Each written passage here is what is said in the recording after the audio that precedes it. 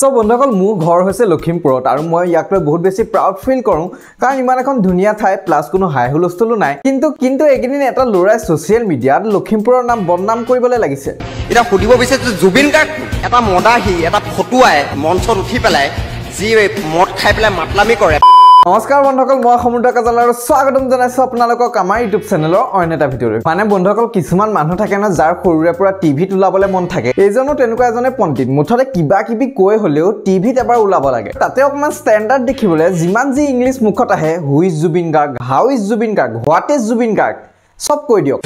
জয়ন্ত মল্ল বৰুৱা সুধিছিল যে হেতু কোনো গৰুটো এটা গৰু জয়ন্ত মল্ল বৰুৱা ডাঙৰীয়া নে জুবিন গাৰ্গ আপুনি জাতিৰ কাৰণে গান গাইছে গান গাই আপোনাৰ নিচিনা মদ খাই মাতলাবি কৰা নাই জনে মানে বাইটটো দিওঁতে ভাবিয়ে লৈছে লাগিলে গালিয়ে খাওঁ কিন্তু এনেকুৱাকে কথাকেইটা কওঁ তাতে মোৰ ভিডিঅ' সবতে ভাইৰেল হৈ যায় ৰিল দুটা মানুহ বনি যায় আৰু জুবিন গাৰ্গক বহুত বেয়াকেও কয় আৰু তাতে আমাৰ ৱাইল্ড কাৰ্ড এণ্ট্ৰি মাৰে ভিক্টৰ দাসে আৰু ভিক্টৰ দাসে নিজৰ সুন্দৰ সুন্দৰ মাতৃভাষাত এই যুৱকজনক কিছু কথা বুজায় জাতীয়তাবাদৰ নামত তোৰ এটিটিউড যোনটো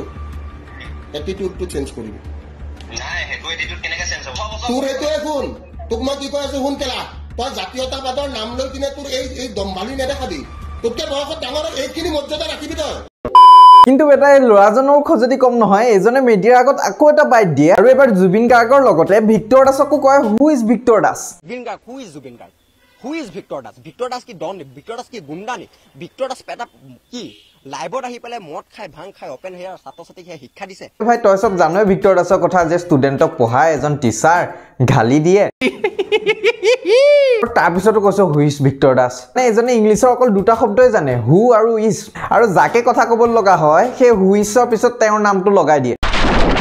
তেনে হু is Zubeen Garg who is Victor Das কেতিয়াবাতো ঘৰৰ মানুহকো খঙতে কৈ দিয়ে চাগে হু ইজ আই থিংক এই ল'ৰাজনক দেউতাকে ঘৰত মাৰিছিল নেকি যে তই যে ঘৰত দিনে বহি আছো ছমাহ ল'ৰালে দেখা নাই ভাল ৰিজাল্ট কৰি টিভিত উঠিছে সেইকাৰণে ই এটা চিৰিয়াছলি লৈ ল'লে আৰু এনেকুৱা এটা কাম কৰি টিভিত উঠিছে যাতে সকলোৱে ইয়াক গালি পাৰক who is Zubeen Garg who is Victor Das আৰু ল'ৰাজনৰ বয়স হেনো মাত্ৰ 21 বছৰ আৰে মইতো বহুত ডাঙৰ বুলি ভাবিছিলো আচলতে ল'ৰাজনৰ গাতো দুখ নাই কাৰণ ভাংচাং আদি খালে এনেও বয়সটো বাঢ়ি যোৱা নিচিনাই লাগে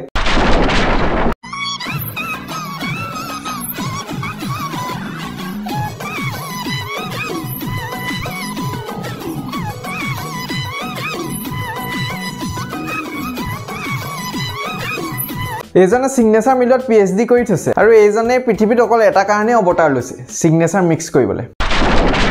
কোনোবা আলহী আহি যদি এজনক সোধে আমাৰ ল'ৰাটো গুৱাহাটীত মেডিকেলৰ কোচিং কৰি আছে তুমি কি কৰি আছা পিছে এজনাই কয় চাগে মই এতিয়া এনেই ঘৰতে সিগনেচাৰ মিক্স কৰি আছো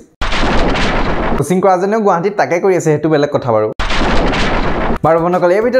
ভিডিঅ'টো লাইক কমেণ্ট আৰু শ্বেয়াৰ কৰিব নাপাহৰিব আৰু চেনেলত যদি নতুনকৈ আহিছে তেনেহ'লে ছাবস্ক্ৰাইব কৰি দিব মোক ইনষ্টাগ্ৰামত ফ'ল' কৰিব পাৰে লিংক তলৰ ডিছক্ৰিপশ্যনত আছে লগ পাম নতুন এটা ভিডিঅ'ত টিল দেন